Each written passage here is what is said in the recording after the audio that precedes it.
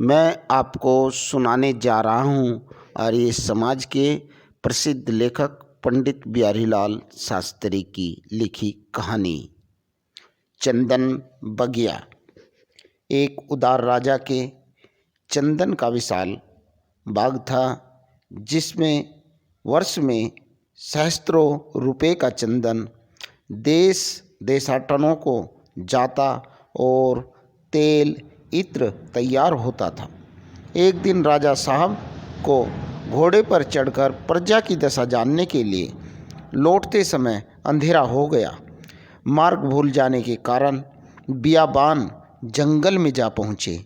देखते क्या है कि एक भील अपनी स्त्री समेत झोपड़ी में बैठा है। राजा को देखकर भील ने खड़े होकर स्वागत किया। राजा का जल आसन कंद मूल फल से स्वागत सत्कार किया। राजा ने बहुत सुखपूर्वक रात्रि वहाँ बिताई।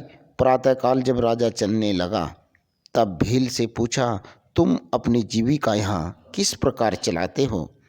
भील ने कहा, महाराज, वन से लकड़ी काटकर कोयला करता हूँ और उसी को बेचकर अपना जीवन निर्वाह करता हूँ। राजा ने कहा, हम तुमसे बहुत प्रसन्न हैं। यदि तुम चाहो तो हमारे नगर में चलकर रहो। भील ने कहा, महाराज, मुझे नगर में रहना अच्छा नहीं लगता। वन जीवन ही आनंदमयी प्रतीत होता है। राजा ने कहा कि अच्छा, हम तुम्हें अपनी बहुत बड़ी चंदन बगिया देते हैं, उसी से अपना जीवन निर्वाह करो और वहाँ रहो। यदि तुम ढंग से चले तो तुम्हारा वंशांतर उस बगिया से सुखपूर्वक जीवन निर्वाहता रहेगा। भील बड़ा प्रसन्न हुआ। राजा की इस उदारता को सराहना कर चंदन बगिया को चल दिया। वहीं कोठी बना रहने लगा। अब एक वर्ष हो चुका था। राजा के मन में विचार आया, चलो आज चंदन बगिया की सैर कराए और अपने कृपा पात्र भील को भी वहाँ देखे। अब तो वह बड़ा अमीर हो गया होगा।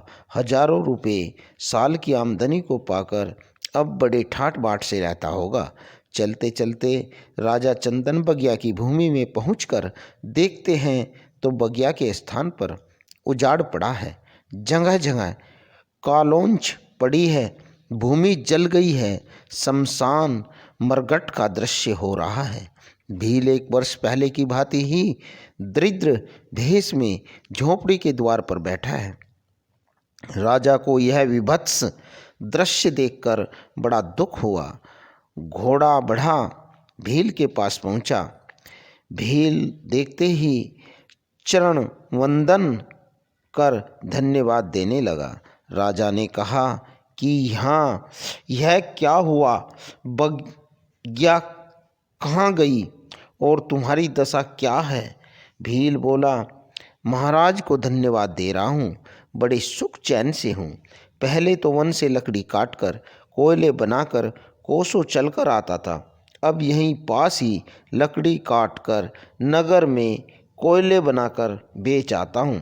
परंतु अब एक पेड़ ही शेष है, इसलिए कोई दूसरी वाटिका बताइए जिससे उसमें डेरा लगाऊं। यह सुन राजा क्रोध से कांपने लगा और भील की मूर्खता पर बड़ा क्रोधित हुआ।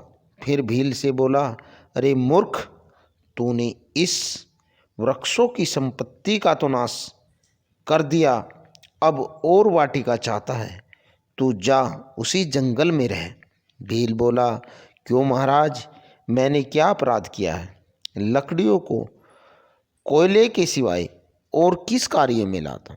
राजा ने कहा, अच्छा जा, इस बचे हुए वृक्ष में से एक छोटी सी लकड़ी काट ला। भील ने तुरंत आज्ञा का पालन किया। राजा ने कहा, अच्छा जा, इसे बाजार में पंसारी के पास बेच कर आओ। भील बाजार में पहुंचा। पंसारी ने लकड़ी के उचित दाम दे दिए। अब तो भील पिछले काम पर पछताता था। एक शाखा काट दिन भर कोयले करता और सिर पर लाद कर बाजार में आता, तब इतने दाम पाता था। आज जरा सी लकड़ी ने इतने दाम दिलवा दिए और समय भी बचा। भील रोता झिझकता राजा के पास गया, चरणों में गिर कहने लगा, महाराज मेरे अपराध अक्षमा करो, मैं बड़ा अनाड़ी हूँ। मैंने अपना नाश अपने आप ही कर डाला, अब क्या करूँ। उसके विलाप पर राजा को दया आई। उसने कहा, अच्छा तुमने जो कुछ मूढ़ता करनी थी सो करी, अब आगे संभल कर चलो। उसी वृक्ष से और वृक्ष बढ़ाओ, खर्च लायक काट लिया करो और पेड़ लगाते रहो। थोड़े दिन में फिर चंदन बगिया बन जाएंगी। विचारे तो हम भी उस भील के समान मूर्ख हैं। ईश्वर ने यह मनुष्य जीवन रूप चंदन बगिया हमें दी है। इसका एक एक श्वास चंदन का अमूल्य वृक्ष है, परंतु खेद है कि हम विषय भोग, दुराचार तथा व्यर्थ वासनाओं की अग्नि में इन श्वासों के कोयले कर रहे हैं और चंदन बगिया को उजाड़ रहे हैं। ऐसी दशा में यह न्यायकारी परमेश्वर हमें फिर मनुष्य जीवन रूप चंदन बगिया नहीं देगा और पशु पक्षी आदि त्रियोगनी रूप वन में भेज देगा।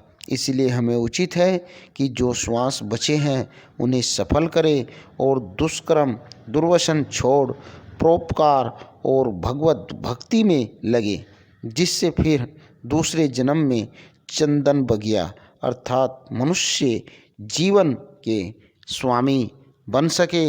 अगर आपको हमारी ये वीडियो अच्छी लगे तो लाइक व कमेंट करें और ऐसी वीडियो देखने के लिए हमारे चैनल को सब्सक्राइब व शेयर करना न भूलें। धन्यवाद।